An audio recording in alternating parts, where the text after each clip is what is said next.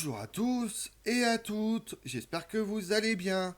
Aujourd'hui on s'intéresse à un événement se déroulant le 17 février 1934. Le roi Albert Ier, surnommé le roi soldat ou le roi chevalier, a été retrouvé mort alors qu'il pratiquait l'escalade seul à Marche-les-Dames. Les circonstances de ce décès sont une énigme dans l'histoire judiciaire belge.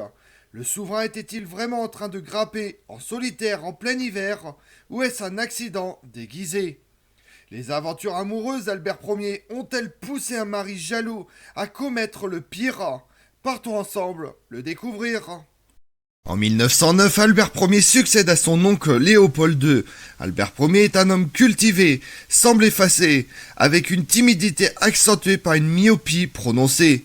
Très apprécié par le peuple belge, soutenu par la reine Élisabeth de Bavière, princesse allemande, qu'il a épousée en 1900.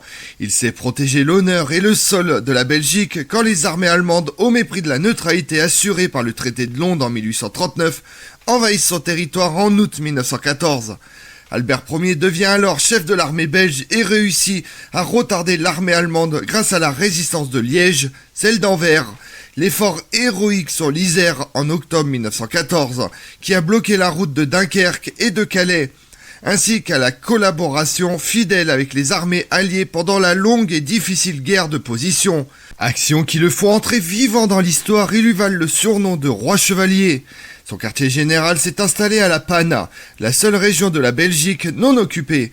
Il y reste en contact avec ses soldats tout au long du conflit, alors que le gouvernement s'est installé officiellement au Havre. Néanmoins, étant donné que son pays a été entraîné par lui-même dans un conflit qui ne lui est pas propre, Albert Ier ne néglige jamais deux principes essentiels, l'indépendance et la neutralité de la Belgique. Après la guerre, les partis politiques ont recours à son arbitrage à chaque fois qu'une question importante le met en conflit.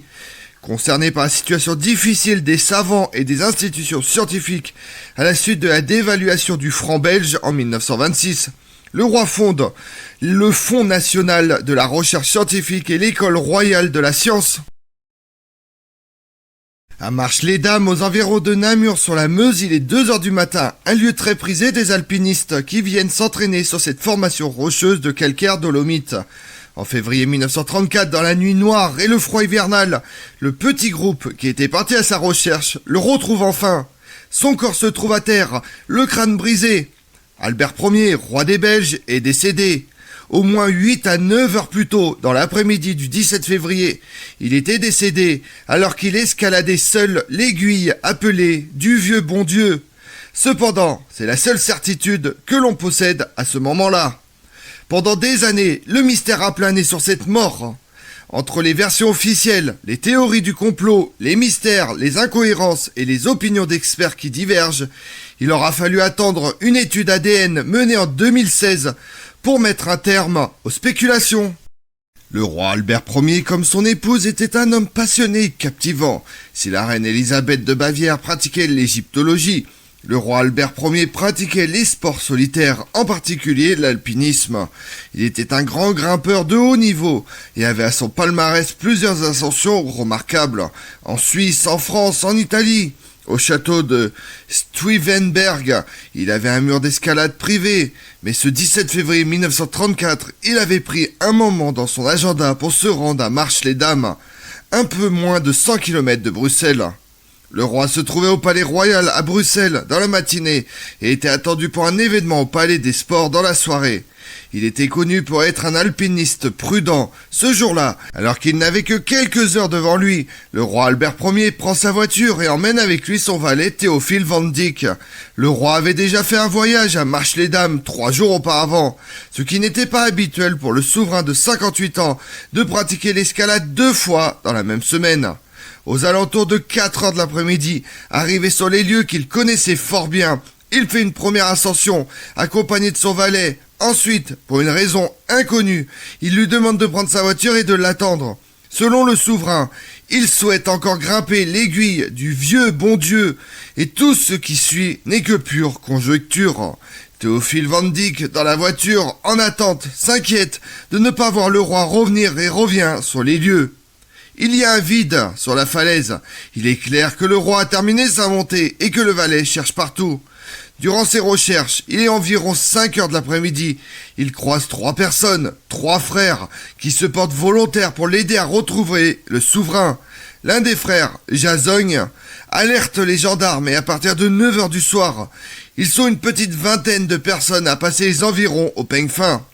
C'est seulement à 2 heures du matin, à environ 50 mètres du pied des rochers, que le corps du roi est retrouvé. D'emblée, de nombreux éléments ont suscité l'intérêt des Belges qui découvrent la mort de leur roi le lendemain.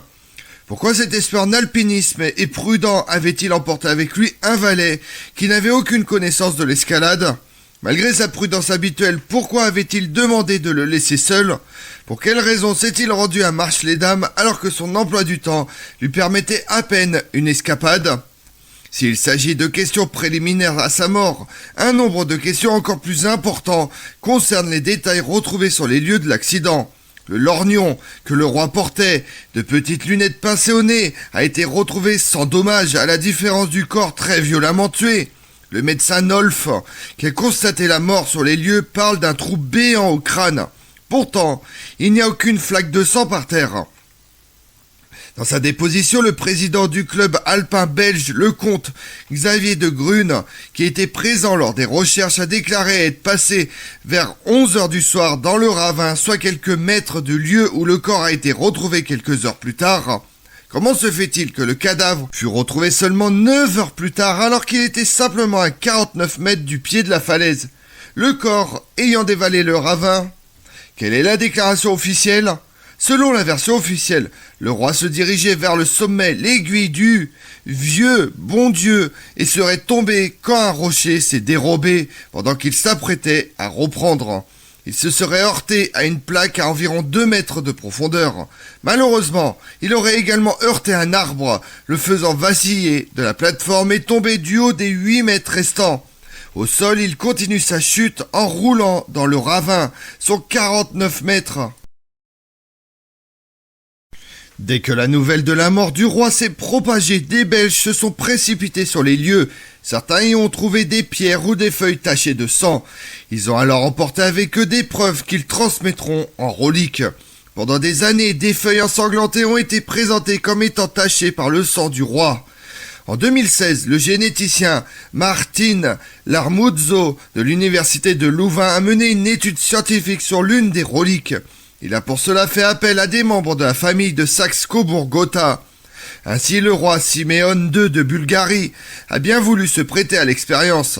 Siméon II a pu confirmer la lignée paternelle, alors que la baronne allemande Anna Maria Fredvo von Haustausen a pu confirmer la lignée maternelle. Grâce à cette confirmation génétique, les scientifiques peuvent prouver que les feuilles retrouvées sur la scène du drame dans le ravin et aux abords de la falaise étaient bel et bien tachées du sang du roi Albert Ier. Cette confirmation scientifique permet d'écarter la thèse du coup monté. Parmi les théories les plus fréquentes qui couraient jusqu'alors, il y avait celle qui supposait que le corps avait été déposé durant la nuit et sa mort avait eu lieu ailleurs. Cette théorie du complot était l'une des plus plausibles étant donné qu'il a fallu plusieurs heures pour retrouver son cadavre, alors qu'il se trouvait pourtant à quelques mètres de la falaise. Le roi avait été retrouvé soudainement à un emplacement qui avait pourtant été approché par les personnes parties à sa recherche. L'ADN du roi Albert Ier sur les feuilles est la preuve indéniable qu'il a bien roulé dans le ravin, répandu du sang sur son chemin. À l'époque, personne n'aurait pris la peine de récolter du sang d'un cadavre et d'en répandre sur un chemin. Jamais personne n'aurait pu imaginer que fabriquer de telles preuves aurait permis de décennies plus tard de pratiquer des analyses ADN découvertes en 1953. Et c'est en 1985 qu'a été effectuée la toute première identification par ADN. Comment serait mort l'arrière-grand-père du roi Philippe Ier ? Des livres très sérieux puis d'autres moins sérieux ont été écrits sur le sujet. Des théories tirées par les cheveux existent. Puis au détour d'une supposition hasardeuse, on trouve tout de même des questions pertinentes. Des sportifs chevronnés qui pratiquent l'escalade arrivent à remettre en question bon nombre d'éléments propres à la pratique de l'escalade, comme les cordes, le point de chute. D'autres historiens regrettent l'absence d'un constat officiel par les gendarmes. Le juge d'instruction n'est arrivé sur les lieux qu'une heure et demie après le départ de la dépouille vers Bruxelles, n'ayant donc devant lui qu'une forêt vide. Aucun alpiniste habitué des lieux n'a pu trouver quel bloc aurait pu se détacher de la paroi. La chute de seulement 2 mètres est également remise en cause. Comment, en tombant une première fois sur une plateforme à une si faible hauteur, le roi aurait-il pu tomber sur la tête avant de chuter des quelques mètres restants ?